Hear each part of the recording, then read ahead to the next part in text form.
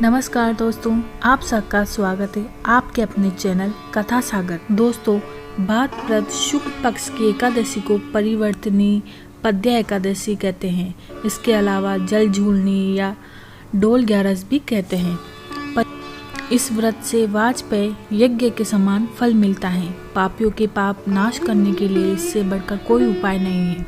जो मनुष्य इस एकादशी के दिन श्री विष्णु की वामन रूप की पूजा करता है, उसे तीनों लोग पूज्य होते हैं और मोक्ष की इच्छा करने वाले मनुष्य इस व्रत को अवश्य करते हैं। तो दोस्तों, आइए सुनते हैं परिवर्तनी एकादशी व्रत कथा। त्रेता युग में बलि नामक एक दैत्य था।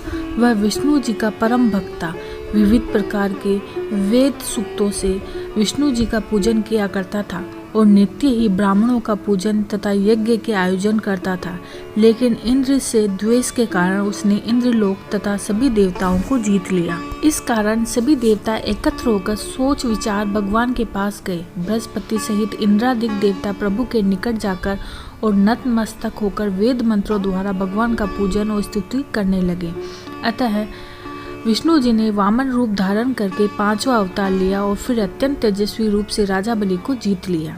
इतनी वार्ता सुनकर राजा युधिष्ठिर बोले कि हे जनार्दन, आपने वामन रूप धारण करके उस महाबली दैत्य को किस प्रकार जीता? श्री कृष्ण कहने लगे, मैंने वामन रूपधारी ब्रह्मचारी बलि से 3 पग भूमि की याचना करते हुए कहा, ये मुझको 3 लोक के समान है और हे राजन, यह तुमको अवश्य ही देनी होगी।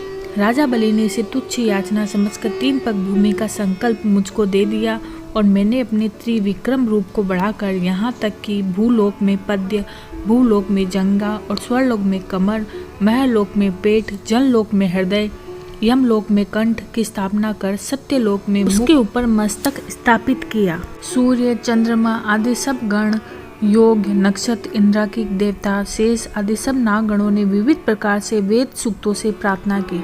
तब मैंने राजा बलि का हाथ पकड़कर कहा कि हे राजन, एक पद से पृथ्वी, दूसरे से स्वर्ग लोग पूर्ण हो गए हैं। अब तीसरा पग कहाँ रखूं?